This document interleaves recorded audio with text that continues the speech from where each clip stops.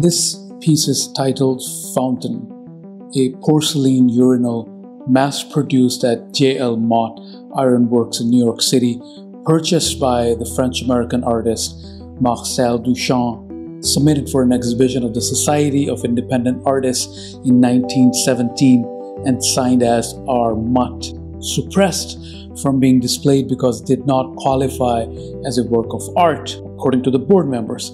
A furious Duchamp, who was also one of the board members, but nobody knew as the artist behind the the fountain, the artwork, quit the society. Fountain was photographed and published in a magazine later. In 2004, the photograph of a mass-produced ready-made urinal was voted the best influential artwork of the 20th century, beating works from the likes of Picasso, Monet, Renoir, and Ansel Adams, to name a few. Fountain hit back because it was rejected. Fountain, the urinal, flushed away the classical concept of art and what the aesthetic experience really is. How dare they? Nobody has the right to tell the modern man what art is. Art is whatever the artist claims it is.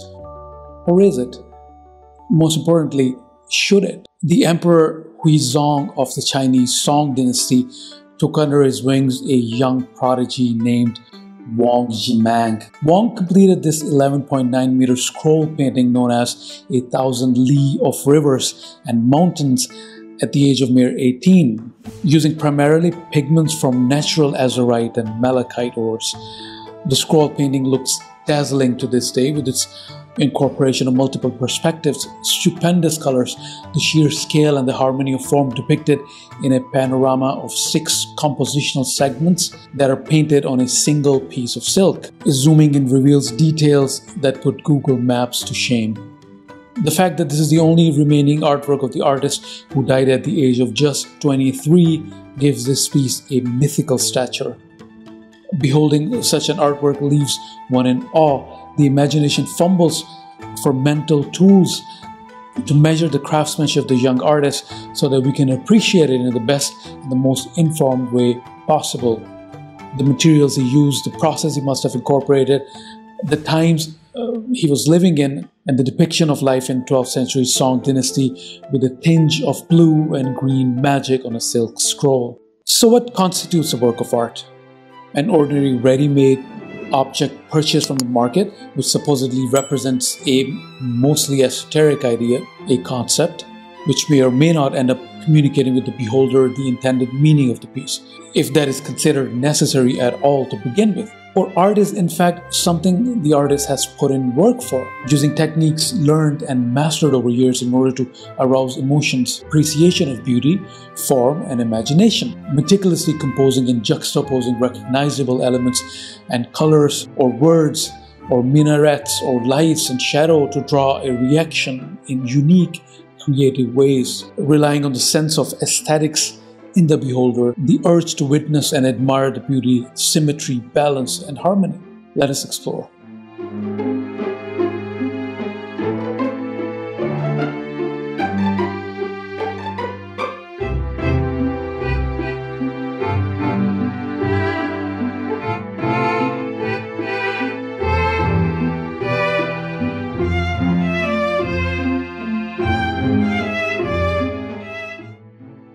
Art in the ancient world could not be separated from rituals. Rituals were religious ceremonies, and creative ways were thought of or revealed to the chieftains to obey certain necessary demands from the gods, primarily involving treatment of random folks in such a way that their blood would trickle down a step pyramid or something into a sinkhole while he's alive and his heart is being feasted upon. Of course, to ward off famines and floods and stuff. But the point is that it had to be done in such a way that it was deemed worthy by the gods. It is difficult to amass an audience with plain old boring sacrificial proceedings. Some drums and dance to please the senses was always there.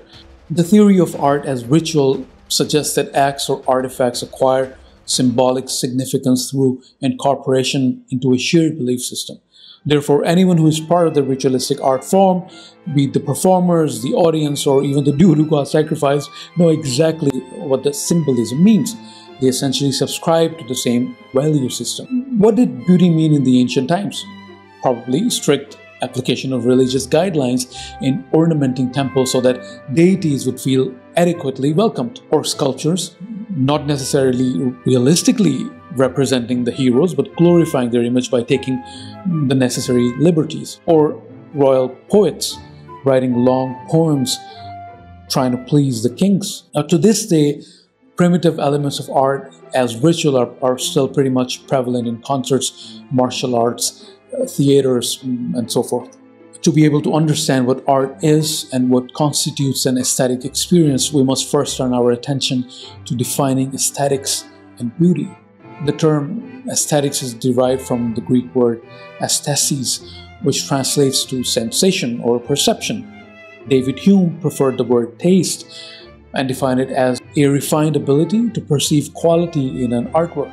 The word in its current meaning was first used by Alexander Baumgarten in 1750. According to him, appreciation of the beauty is the end point of an aesthetic experience. People sense beauty in a myriad of different ways, from natural landscapes to meticulously crafted works of art, from symphonies to cinema. Taste or aesthetic sense might seem completely subjective. Your choice of color combinations for the couch in your room might differ from mine. I like to listen to Pink Floyd. You might enjoy Justin Bieber. I like to read Dostoevsky.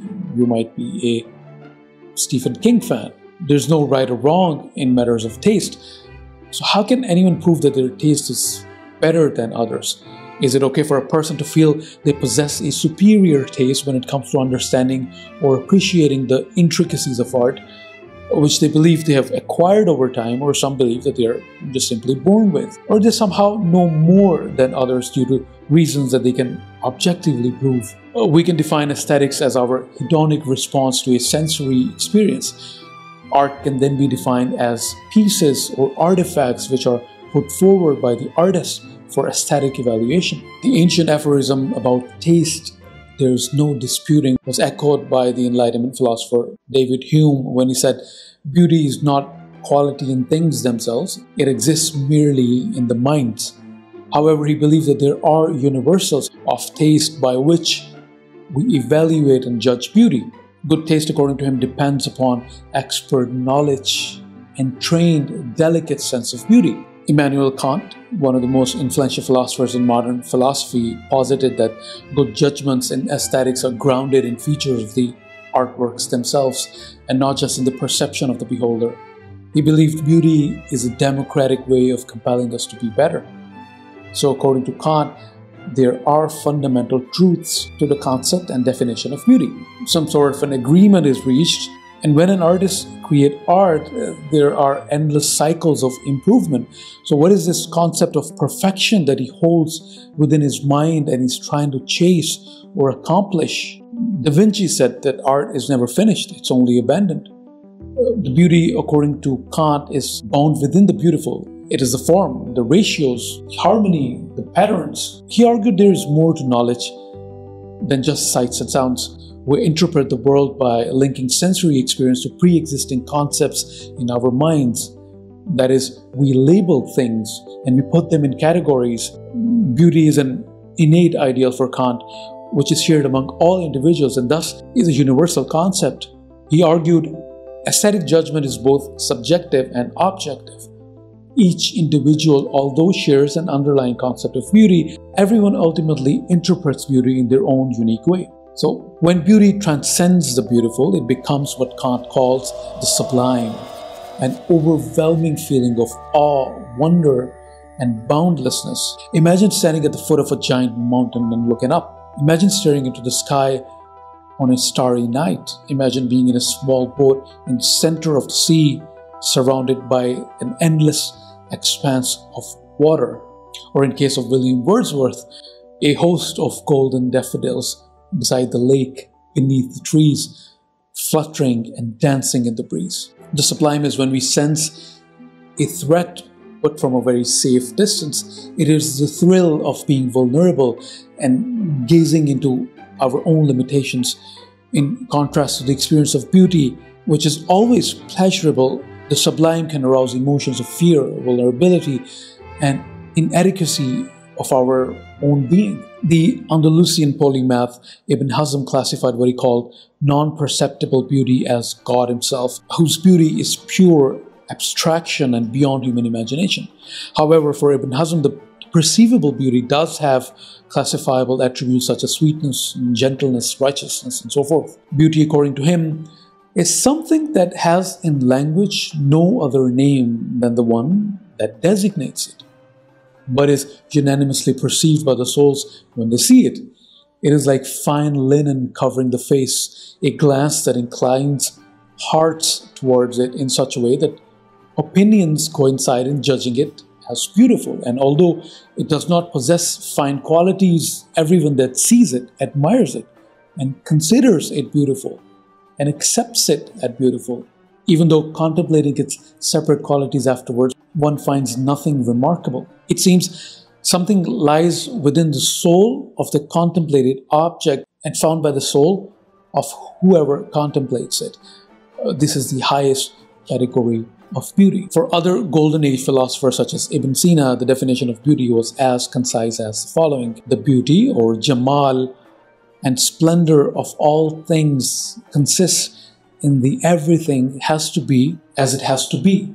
For Ibn Rushd, beauty is not identified by transcendental and sacred value of perfection, but with objective notions such as order, structural cohesiveness, harmony, color, and so forth.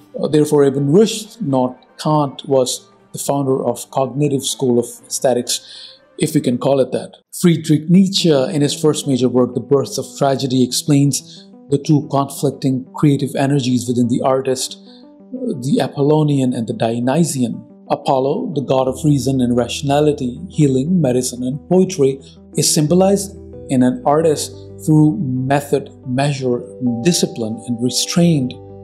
The drive to find oneself, the urge to find order, and to get rid of chaos, the transcendental within the human beings. On the other hand, the Dionysian side of an artist is all about losing oneself, to forget and to indulge, to give into primordial frenzy and ritualistic madness.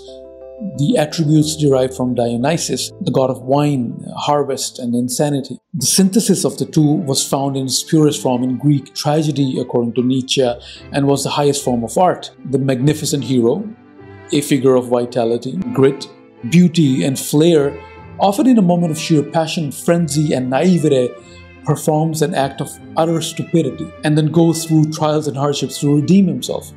The passion, however, is accepted as an integral part of the hero, as well as his inherent fallibility and the tragic reality of the human condition. The comprehensive experience of the cosmos, which at its core is terrible and yet still joyful, was felt by the spectators. According to Nietzsche, the death of tragedy began with writers such as Euripides and Socrates due to their aggressive rationality. To be beautiful, everything must be intelligible, said Socrates, and despised by Nietzsche, who bemoaned, we are already in the atmosphere of a theoretical world where scientific knowledge is valued more highly than the artistic reflection of a universal law.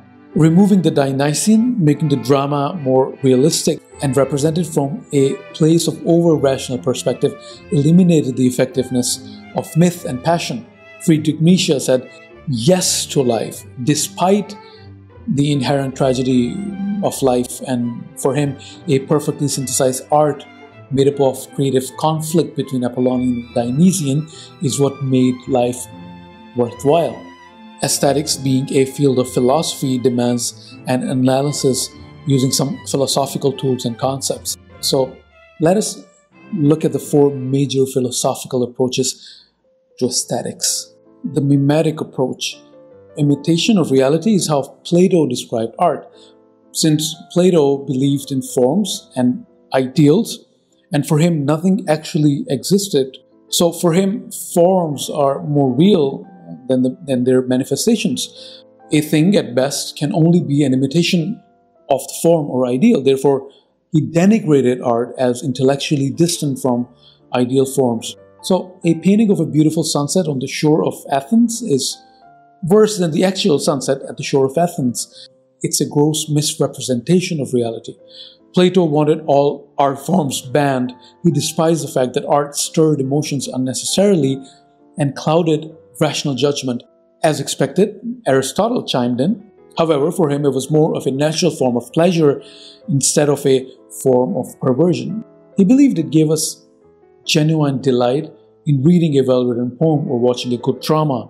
We could feel emotions and learn from the mistakes of the characters and gain wisdom out of the fictitious situations and epic tragedies. To him, art ought to be valued and not vilified.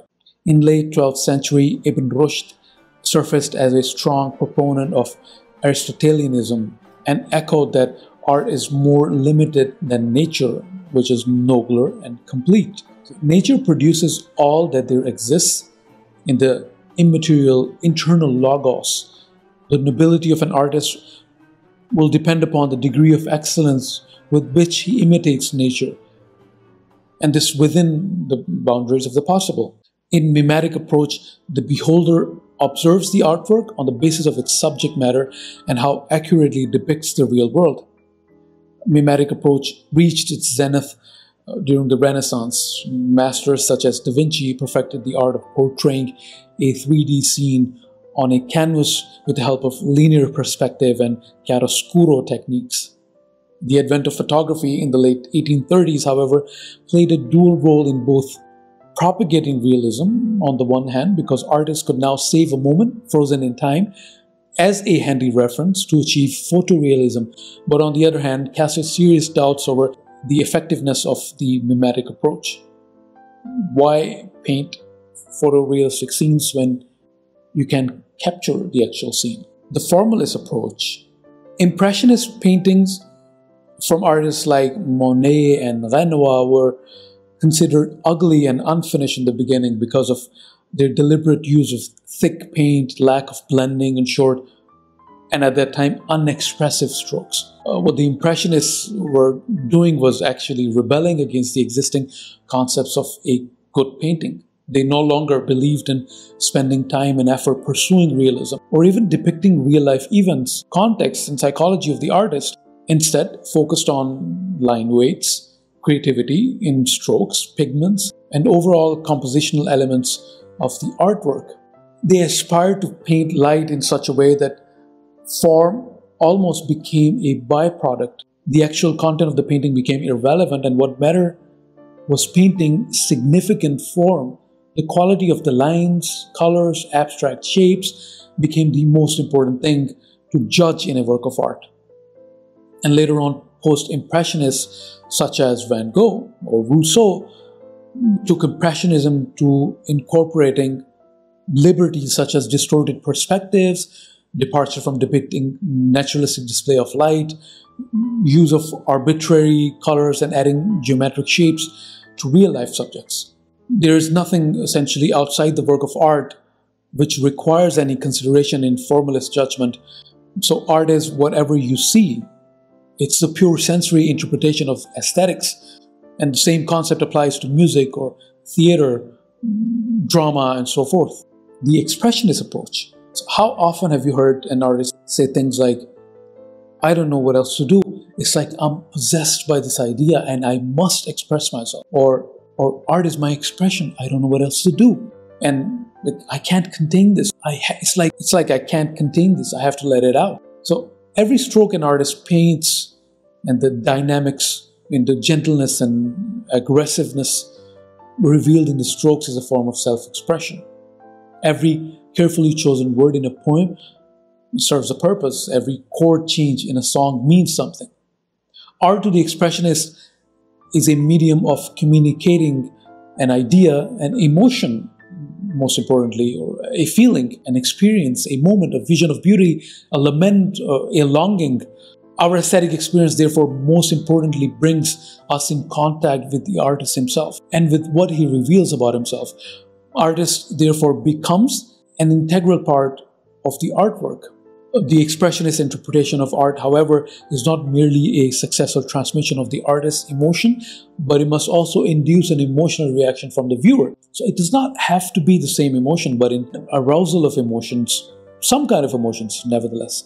Leo Tolstoy was a strong proponent of art for a purpose, and he argued that the essential success of an artwork is the degree to which the artist is able to communicate his or her feelings to the beholder. So for him, it was important to draw the same emotions out of the viewer as the artist had intended. According to him also, art could not be defined, since for him there's no objective definition of beauty, so therefore beauty cannot be used as a criterion to define what art is. The aim of the art for him therefore cannot be to produce beauty or pleasure or enjoyment or entertainment. Art is a means of communication and expression. He also said that good art is not incomprehensible to most people. So therefore, majority has to understand that art. He claims that a great work of art is only great if it can be understood by everyone. And this in turn suggests that it is not necessary to know a lot, just know enough. The bare minimum that everybody knows naturally.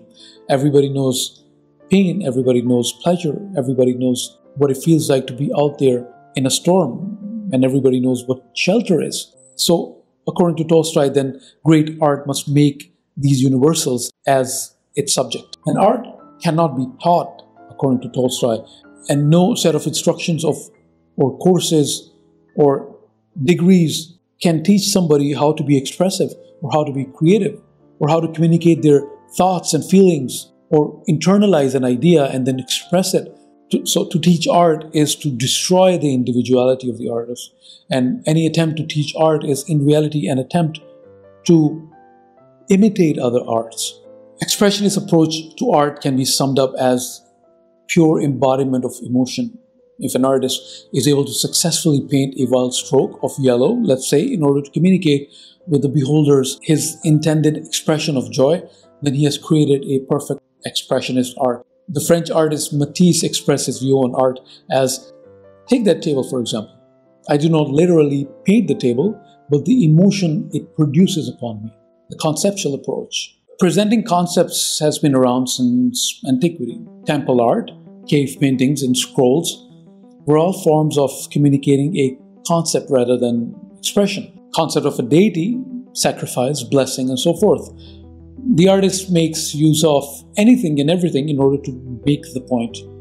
Marcel Duchamp's fountain is where it all officially started in the modern sense. In order for a urinal turned on its back to be considered a work of art, the concept of art needed to be radically changed. The urinal signed Armut was not created by the artist.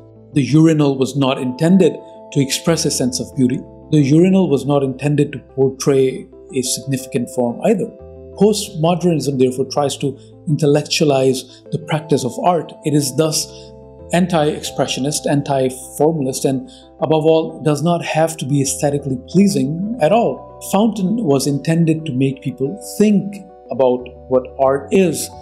It's like meta art. And similar to the absolute freedom the postmodern man sought, it was only necessary to rid him from the bounds of classical art and aesthetics also. Since post-fountain art was all about conceptual interpretations of expressive symbols of thought, pretty much anything qualified as art. Galleries were stormed with liberated, enlightened artists demonstrating their concepts. American artist Andy Warhol, for example, painted these soup cans, which became a phenomenon in pop art and made Andy one of the most richest artists alive. Now we can try all we want to peek into the mind of the artist. Oh, no, we can't. We can't do that because it's the concept that matters. So we probably need to look for the profound concept. Or maybe it doesn't have to be profound. It could be very basic. Like when Andy himself was asked about the story behind the phenomenon, he replied, I used to drink it. I used to drink the soup. I used to have the same lunch every day for 20 years. So the concept he wanted to show was that he liked soup. Since nothing in modern conceptual art demanded substantial work from the artist in terms of craft, pretty much anything shocking or vile, ugly or crass, mundane or immoral could perfectly qualify as a work of art. Take The Physical Impossibility of Death in the Mind of Someone Living by the British artist Damien Hirst. Yeah, that's the name of an artwork. This is a 5-meter long tiger shark preserved in a tank full of formaldehyde, initially commissioned by Charles Saatchi, the businessman who ended up selling the artwork for $8 million to seriously rich dude by the name of Stephen A. Cohen. Now, the shark ended up decaying despite preservatives, so Damien came up with an ingenious restoration plan. He bought a new, big-ass tiger shark and hired a bunch of professional preservatists, preservation professionals, and charged Mr. Cohen another $100,000. At this point, I'm not sure what's more dumb, the artwork itself or Mr. Cohen. The actual shark was now replaced with a brand new shark. But since conceptual art is about the concept, so it doesn't matter if the shark is replaced with another shark, or two sharks, or a paper cut out of a shark. After enjoying a hefty paycheck, Mr. Damien dived headfirst into the world of shark art, dropping masterpieces after masterpieces such as two similar swimming forms in endless motion, the immortal, Death Explained, The Wrath of God. And by this time, the artist decided to expand his artistic horizon and started preserving other animals too. Here's the Black Sheep, False Idol, The Incredible Journey. You get the idea. So there are many bizarre and nauseating instances of postmodern works of art such as Andres Serrano's The Morgue, Hermann Nisch's Blood Painting, and Diamanda Galas's Concerts, if you can call them concerts, and many more which are basically impossible to mention over here. But maybe I can share them with my patrons. Wait, I have no patrons. I don't even have a Patreon. Let me know if I should. So now, apart from the standard approaches to making and judging art, we have another approach which is recent apparently, but not quite. The empirical approach tries to understand the neurological and cognitive workings of a human brain in order to pinpoint objective, systematic, and repeatable measures of beauty and aesthetic experience. Before the advent of brain imaging technologies, the search for objectivity in aesthetic science was primarily an area of psychology, and even before that, physics. More specifically, the science of optics, the father of which, the polymath Ibn al-Haytham, proposed interpreting beauty in terms of visual perception on a physical level. The sight, al-basar, is composed of various layers, coats, and bodies, its principle and origin residing in the frontal part of the brain. In his monumental work, Kitab al-Manazir, the Book of Optics, he explores vision in surprisingly modern terms. He builds his theory of sensitive appreciation of beauty on the basis of sight, and for the first time in the Middle Ages, the two principles of light and perspective were introduced. Ibn al-Haytham recognizes beauty and ugliness as objective and visible facts. He lists exactly 22 properties of beauty, and every beautiful object in the world reflected one or a combination of these. These include light, color, distance, proximity, position, solidity, and so forth. So let us take, for example, the property of separateness. In typography, we call it kerning. That is the adjustment of space between two individual characters. This space is not uniform but depends upon the letter itself. Proper kerning makes or breaks typography. Adding or removing property of color can further make a piece of inscription beautiful or ugly. Now, this objective notion of beauty and ugliness can be grasped even by a child, and if individual properties are to be taken into consideration, an objective analysis of beauty can be performed. The work of Ibn al-Haytham can fairly be called a precursor to what we are familiar with today as Gestalt theory. In more recent times, the perceptual psychologist Rudolf Arnheim encouraged with respect to what he called perceptual forces. Take a circle, dead in the center of a rectangle is balanced. A circle moved towards one side creates unbalance and heightens cognitive tension. Headspace in front of the subject creates a sense of expanse. Headspace behind the subject smothers the gaze. But if everything is strictly by the book, how is any novel art created? Perhaps it is fair to say that breaking rules creatively, but within a method, is an integral part of an interesting work of art.